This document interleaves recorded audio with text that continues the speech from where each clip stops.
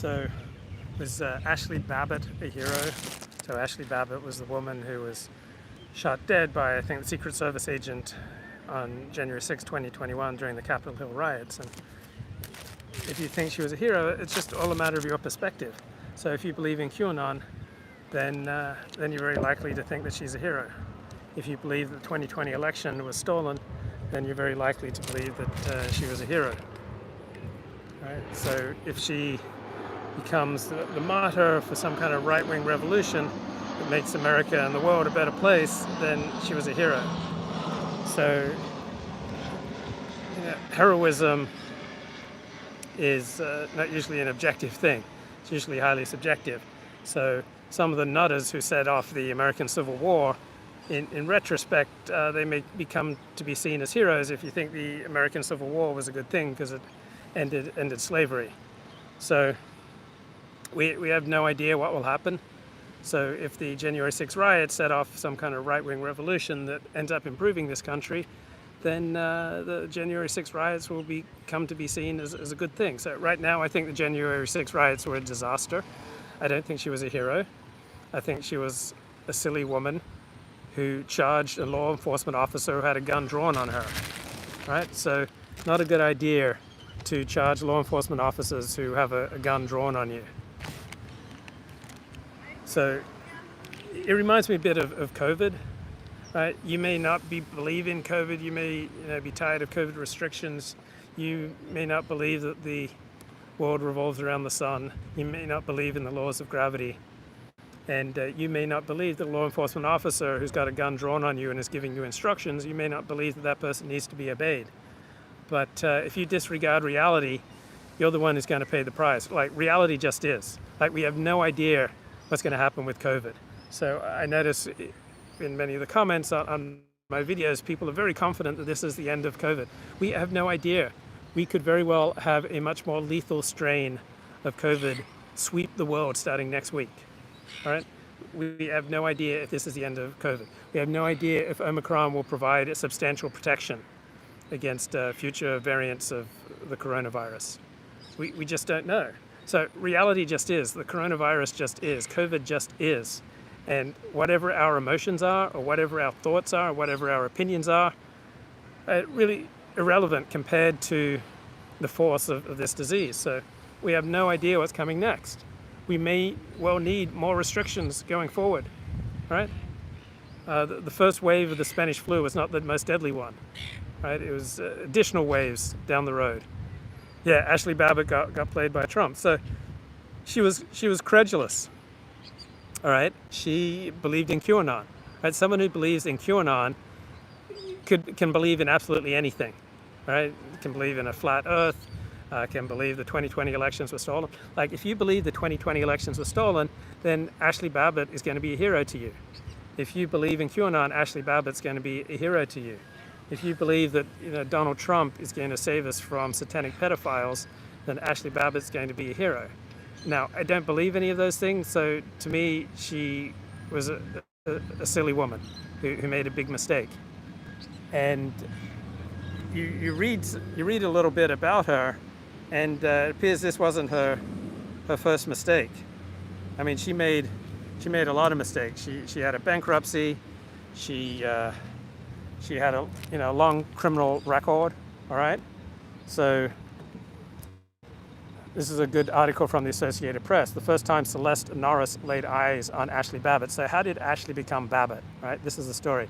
The future insurrectionist had just rammed a vehicle 3 times with an SUV and was pounding on the window, challenging her to a fight. This is not a normal woman.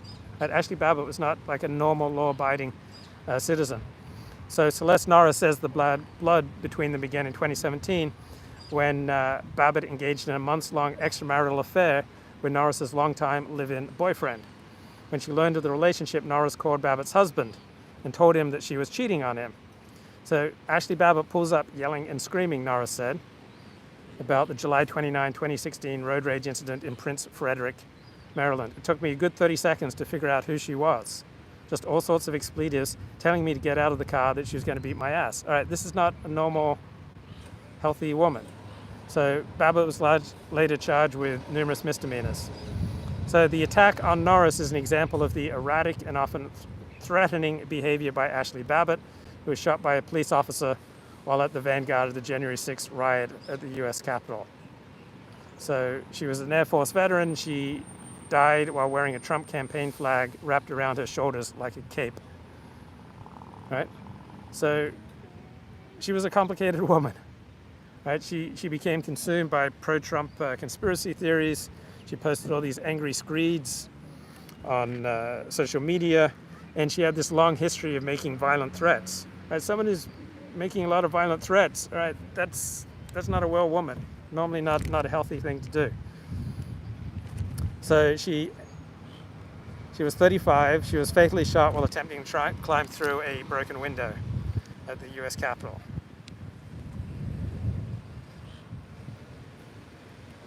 And her husband said, "There's never been a person who Ashley ran across in her daily life that didn't love her." Well, yeah, that's obviously not true. So she was a woman who made a lot of terrible decisions, and participating in the January 6th riot was just one of them. But once you believe the 2020 elections were stolen, then participating in a riot like that makes sense, because there are no moral restrictions on you once you believe that that American democracy is being hijacked. So I think Trump bears some responsibility for the January 6th riots. So on a scale of 1 to 10, with 10 being a nuclear war and say 5 being 9/11, like I view the significance of the January 6th riots as about a 1. Right? I view them as much less significant than the Black Lives Matter riots and or the Antifa riots and the thousands of extra dead Americans as a result of the Ferguson effect and Black Lives Matter and Antifa. But on the other hand, I don't think it was nothing. I don't think it was a false flag operation, and I think the people who participated in it used really bad judgment. So right now I'm hanging out at Coogee Beach, and I was out Bondi Beach on Friday, and I left my $70 gimbal behind. Like after I took a swim in Bondi Beach, I realized I was late. So I got out of the ocean, checked my phone, it was 1:40 p.m., and I had a 2 p.m. appointment with a bloke who was about 3 kilometers away. And so I rushed to take a shower, and I washed the sand off my gimbal, and I put it down, and I forgot it and left it there. And when I came back about 3 hours later, it was no longer there. So I left a phone message with the North Bondi Life-Saving Club to see if anyone turned it in. But I'm thinking of getting the $400 DJI Creator combo. So they have all these external audio options. So I guess the airport's reasonably near here. I think it's 20 minutes away, so the plane's going over. Oh, so for the first time yesterday, I heard sirens, right? I've been in Australia for 7 weeks, haven't heard any sirens, right? Not ambulances, not police. So yesterday, around 3 p.m., I heard sirens for the first time. So apparently someone fell off the cliffs by the Coogee Beach. So I made a lot of videos walking by the Coogee Beach. Some man in his 20s either fell off the cliffs about 15 meters, about 15 yards, about 40 feet to his death. Someone either fell off the cliffs or jumped off the cliffs. But first time I heard sirens. So I heard like 3 different police sirens and an ambulance siren, and he fell about 40 feet to his death, went into cardiac arrest and died. So that's the one bit of drama and excitement and sirens going off and police being called into action that I've seen while I'm in Australia, mate. Okay, so I used to think that Steve Sailer's comment section was like the smartest comment section around. But now I'm realizing a lot of people who are drawn to dissident politics are also drawn to like dissident science and dissident understandings of history and all sorts of like wacky views. So Steve Sailer made a very reasonable blog post, right, about January 6th, right? That not the biggest deal ever, right? That was his point. But there are about 140 comments on this blog post, and only one of them made the argument that the January 6th Capitol Hill riots were a bad idea. Like, I used to think Steve Sailer commenters were, about the smartest people around, but they overwhelmingly didn't think that January 6th was such a big deal. Shows me not so smart. She was a fine person. So this is what Steve Sailer says: "Wake me when January 6th is over. The commemoration of the mostly peaceful protest of January 6, 2021 is too important for just one day. We need Congress to declare a January 6th History Month, or maybe a January 6th History Quarter that runs through March every year, or perhaps channeling January 6th into any part of the calendar is a threat to our democracy. So we should have ongoing, never-ending, year-round blanket headline coverage like that of Emmett Till, who, in case you missed it, is all over the news 67 years after his tragic death. So we need blanket headline coverage of long ago hair-touching incidents." So one good thing about being in Australia, like very little news coverage about Emmett Till, very little news coverage of anything like Emmett Till. So not constantly being bombarded with, Emmett Till news. So tell me if you can see this clearly. Oh no, you're not going to see it clearly. All right, so yeah, Steve Sailer is just making fun of all the January 6th hysteria. Right-wing calls to celebrate January 6th anniversary. Just ongoing, blanket coverage of January 6th. It's like, the worst thing ever. But then, okay, I thought that was a pretty, smart Steve Sailer comment. But then the comment section is crazy. Like, Kyle Rittenhouse needs to go after some broadcast licenses. Steve Sailer moderates his comment section. Why on earth would he allow a comment like that? An insurrection where nobody was armed, who said that America couldn't innovate? Well, we often make fun of the argument that, an unarmed person was killed by the police. Unarmed people can do a lot of damage. Just because you don't have a gun, you don't have a knife, doesn't mean you can't do a lot of harm. And then, remember this, when the leftists were chasing the politicians in halls? Yeah, in Wisconsin, exactly. So I would feel the exact same way about Ashley Babbitt if she was for Black Lives Matter or Antifa or for Trump and QAnon, right? You charge a law enforcement officer who's got a gun trained on you and you refuse to obey, then yeah, you shouldn't be surprised that you get shot. It's all part of the plan. It's all part of the plan to cheapen and punish white lives in perpetuity. No, it's an understandable reaction to a Capitol Hill riot, right? We haven't had a Capitol Hill riot like that before. It was not an insignificant event. The January 6th riots, to me, were a top 10 2021 event. Not as big a deal. I would say they were about 1/10, 1/20th as significant as Black Lives Matter or Antifa riots in the racial reckoning after George Floyd's death. So all three guys who killed that jogger just got life in prison. Yeah, don't take law enforcement's job into your hands. Defund the police and prohibit the citizenry from doing anything to stop crime. Sit in your discomfort and watch sullenly, kulaks. This is absurd, and this is like, hugely praised comment on Steve Sailer's website. January 6th mattered. It was significant. It's not the most significant thing ever. How about it had moderate significance? And it's not all part of the plan to prohibit the citizenry from doing anything to defend themselves. You can still legally own a weapon, buy a gun. You can get training in how to appropriately defend yourself. You can join, a group, a neighborhood watch.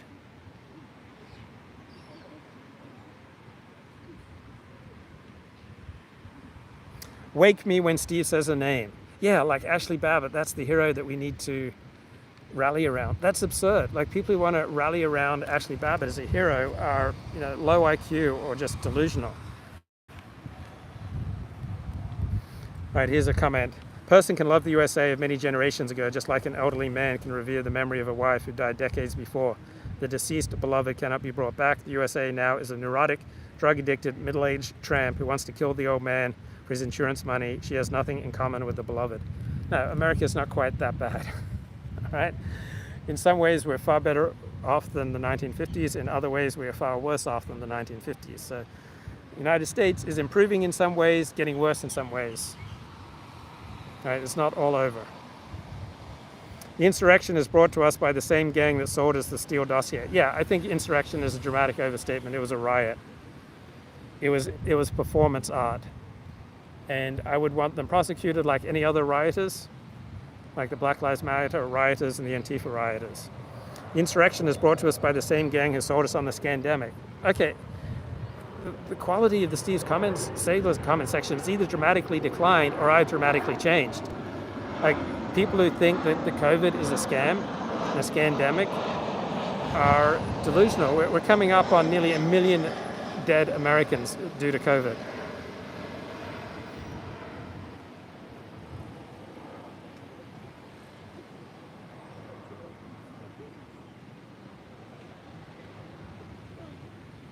Well, you can say F COVID, all right? But COVID is going to do its thing. You may say you don't believe in evolution, you don't believe in gravity, you don't believe the Earth is round, you don't believe that the Earth rotates around the sun, but that's reality. And you can deny reality, but reality will exact its toll. Halsey English got COVID and beat it in one day. Well, good for him. Ashley Babbitt died while exercising her First Amendment rights as a U.S. citizen unarmed. She should not be so quickly forgotten. That's not an accurate description about what happened to Ashley Babbitt. She participated in an illegal takeover of Capitol Hill and charged a law enforcement officer who was issuing her instructions and telling her to stay back.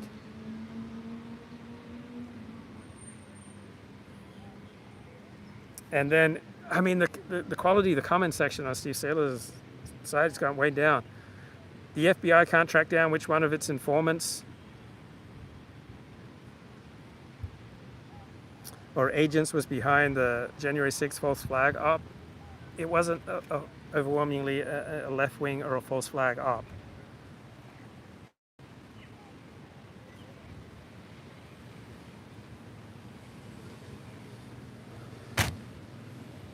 So what's with I think, here's what I think has happened. People realize that they've been lied to about a lot of things, such as, like, I'm walking around the beach and obviously, different groups have different gifts. Like, who's more likely to wear a mask?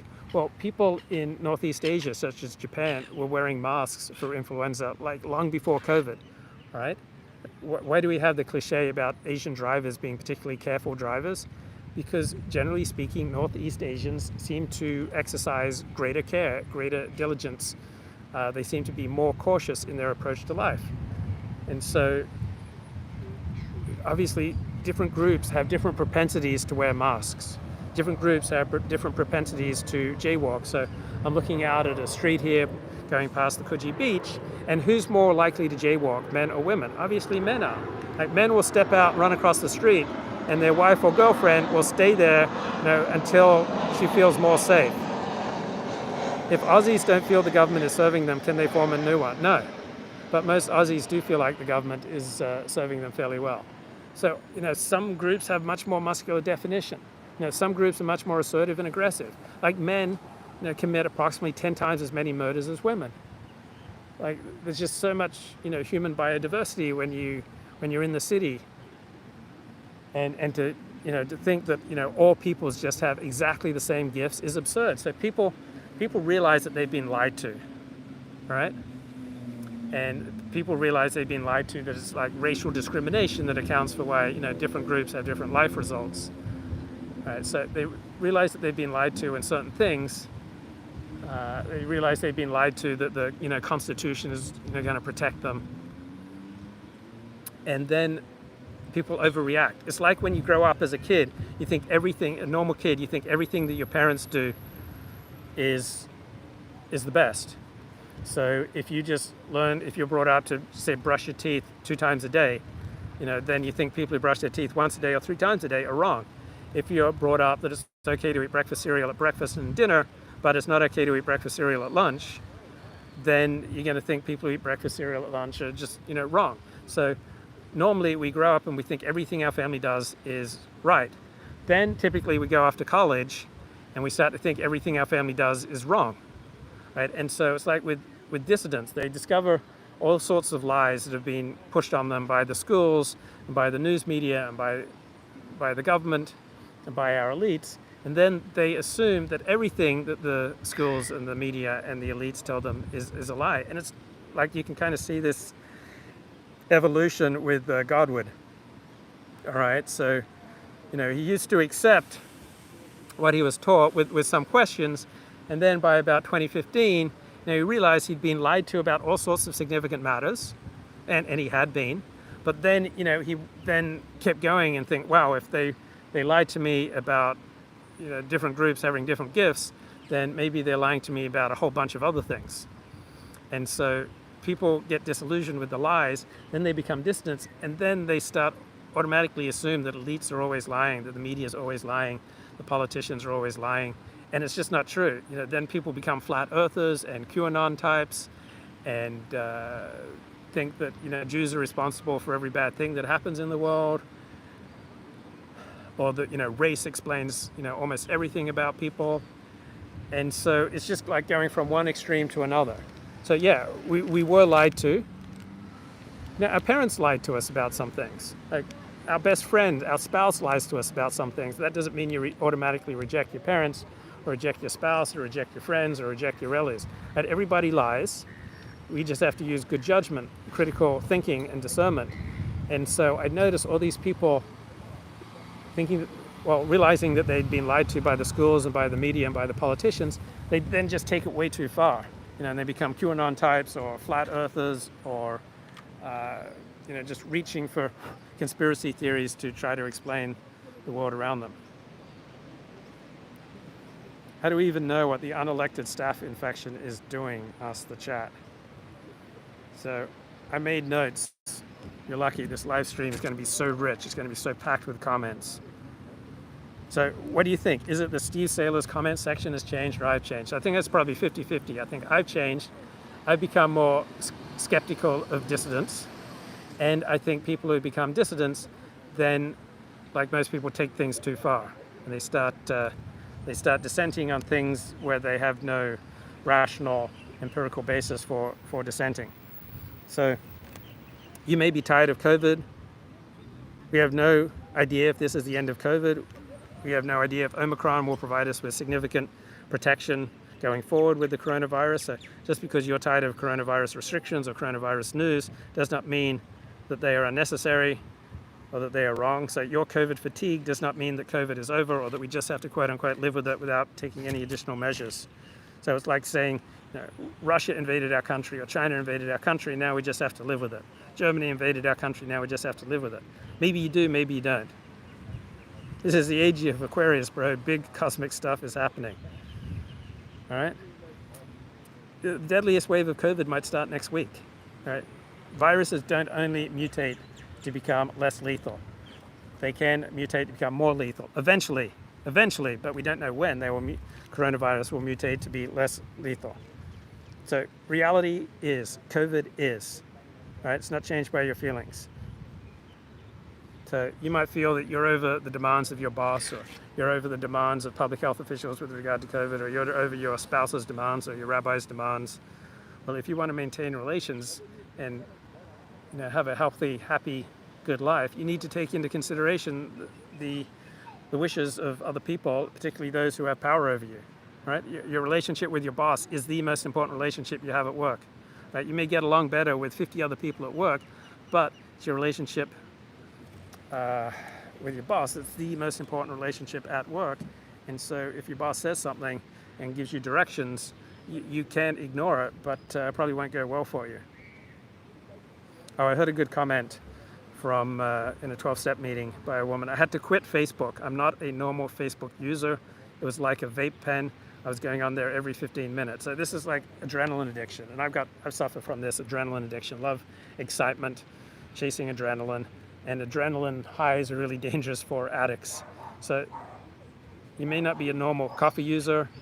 You may not be a normal YouTube user. You may not be a normal chocolate user. You may not be a normal porn user. You may not be a normal credit card user. Right? Some people can't handle Facebook. Some people can't handle YouTube. Some people can't read a book without it, driving them crazy. All right, so we have to recognize when we can't use something normally. For example, my father would never eat chocolate because for him it was easier to abstain than to be moderate. Oh, so I've been staying in an apartment building for the last few days, and occasionally, there's loud talk outside, but you never hear people like yelling, "Shut up!" Right? That kind of confrontational talk that you hear routinely in Los Angeles and other big cities. Shut up! You don't hear that so much. I don't think I've seen an angry person since I've been here. Oh, everybody waits in line here. So I think in some ways Australia's more egalitarian than America. So Australia's cricket captain, Alan Border, he'd wait in line for a taxi. So everybody waits in line, usually patiently. Everybody queues up just like the English here. Oh, and another example of Australia's egalitarianism is that you call the Prime Minister by his first name or a nickname. So if you're meeting Prime Minister Bob Hawke, it'd be like, "G'day, Bob," or Scott Morrison at ScoMo, right? So you would not call the American president by his first name. So Americans have, I think, more respect for the presidency and for politicians and for people in power. And Australians are more cheeky, more disrespectful, more egalitarian. Yeah, call the Prime Minister by his first name. Like even Australia's cricket captain has to wait in line, right? Doesn't get special privileges. Oh, so I'm watching a sports doco on Kayo Sports. Kayo Sports is great. It's got 1 million subscribers here in Australia. Basically, all your live sports and sport documentary needs, like the ESPN 30 for 30, they're all on Kayo Sports, and it's like only $26 a month, and like all your live sports streaming needs are met. So I was watching Kayo Sports, a cricket documentary, and like it had this like tagline on its cricket documentary: "End violence against women." Like, why not end violence against men? Why not end violence against Jews? Why not end violence against Muslims? Like, end violence against children? Like, why on earth would you have like a tagline, "End violence against women," in a cricket documentary? Like, this Black Lives Matter stuff, this, end violence against women, it just rubs me the wrong way. Like, this special pleading, it just goes against my Anglo heritage. So Kenneth Brown is doing this series, Liars on the Right, and it's really bad. Like the ones on Edward Dutton and Richard Spencer, he does nothing to establish his case that these people are liars. So Richard Spencer is definitely a flawed human being, but he's not a big liar. He's about as honest and transparent as you could expect a public figure to be. So Kenneth Brown is becoming really good at doing provocative titles for his streams, but the content frequently just does not live up to it. So his series Liars on the Right, particularly the 2 episodes that I caught on Edward Dutton and Richard Spencer, are really weak.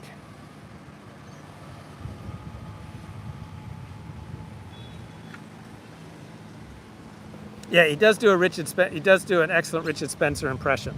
He does a lot of good impressions. He is very smart, and he sometimes has really sharp things to say. But there's just so much nonsense that it's often, too tiring to try to sort through the nonsense. Oh, so if I, disagree strenuously with someone, I don't necessarily bring it up, like with my friends. Like a lot of people I know are anti-vaccine or anti the COVID vaccine. I just don't bring it up with them. So I'm surprised by how many people I know are anti the COVID vaccine, but I just don't bring it up. So I believe in the traditional conception of marriage is between one man and one woman. But, if I've got an acquaintance who thinks differently, I just don't bring it up. So I think adultery is a bad idea, but if I've got a friend who's an adulterer, I don't bring it up. So I notice that on the one hand, there are people who think that if they believe something strongly, they've always got to bring it up with their friend who disagrees or acts differently, and I think that's a mistake. If you've got friends, you should just drop topics that are not a useful basis for conversation. And then on the other hand, people who are afraid to stand up for anything because they don't want to alienate their friends. And so they keep quiet about what they believe. So you don't have to bring it up to the people that you disagree with, but how about a middle ground? Like, I want to get along with my friends, so I generally speaking don't bang on about topics that we can't have a pleasant conversation about. On the other hand, I don't abstain from saying what I think on YouTube or on my blog. Now, I still believe in the traditional conception of marriage. I still believe in COVID vaccines. But if I've got a friend who thinks differently, like Elliot Blatt, all right, Elliot Blatt and I, we disagree about all sorts of things. And we have private conversations, we have public conversations. I don't bang on about the topics where we passionately disagree, because there's no point. I don't send him links. It's like, oh, Elliot, you need to see this link which shows that you're wrong about XYZ. Now, I do that with virtually nobody. It's just not good etiquette. So, welcome to beautiful Coogee.